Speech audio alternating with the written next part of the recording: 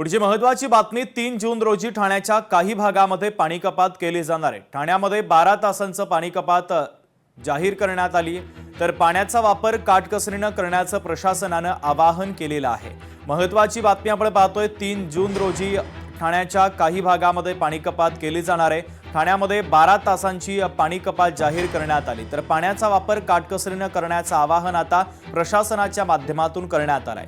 दरम्यान याचा आढावा घेतलाय लोकशाही मराठीचे प्रतिनिधी मनीष गांगुर्डे यांनी। पाहूयात।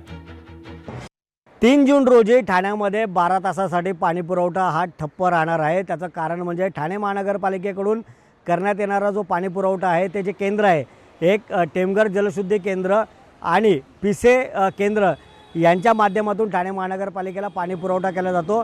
या केंद्रांचे जे तांत्रिक ज्या अडचणी ज्या पावसाळ्यापूर्वी होतात, त्या तांत्रिक अडचणी सुधारण्याचं काम जे आहे ते 3 जून रोजी केलं जाणार आहे। आणि त्यामुळे या दरम्यान ठाणे शहरामध्ये 12 तास पाणी पुरवठा आहे तो बंद राहणार आहे।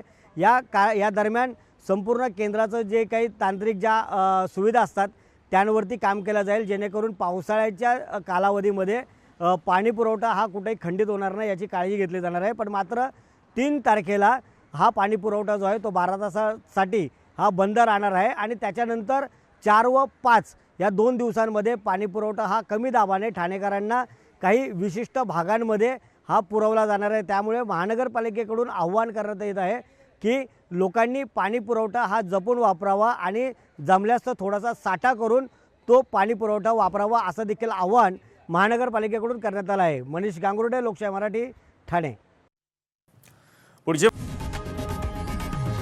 लोकशाही मराठी ऐका, पहा, जागरूक रहा।